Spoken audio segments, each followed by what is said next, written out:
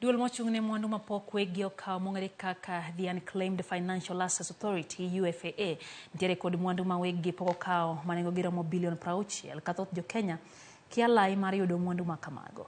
Jakom maduol no Kigonjenga manoyawo ayanga campaign mar tiego jopiny ewi mwandu mapok oyangi alap ma Kerugoya e kaunti ma Kirinyaga wacho ni thoth Jokenya pok okawo mwandugi ma gin godo nikech gikia lai maler monego bed ni giluwo e kawo mwandu maduol no nego. Kigo bende owacho ni ohinga maduong' ma ikalo e chenro mar yango weg mwandu ma gin godo en onge mar nonro maler kata malero kit kaka mwandu go ne chalo kapok ne gikano.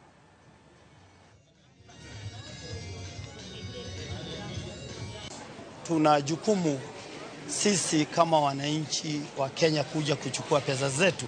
We have collected in cash and cash equivalent over 33 billion shillings.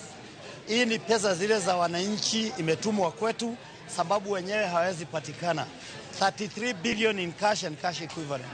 Pia kwa shares, we have over 1.7 billion units of shares.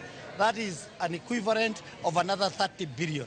So in total, Unclaimed Financial Assets Authority has more than 60 billion that we want to give back to the people in Kenya. Tumefuata dormant accounts zinaonekana. Process ni rahisi, inakimbia, hakuna kupoteza muda.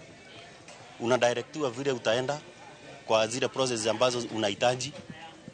Shares zenye ziko dormant, unaonyeshwa ziko dormant, zile hazina certificate, unapangwa vile utapata certificates. Lawyers wameletwa na hii na Unclaimed Financial Assets wako na lawyers wao. Kama una certificate kwa shares, unadirectiwa na hao judiciary officers wanakudirect vizuri.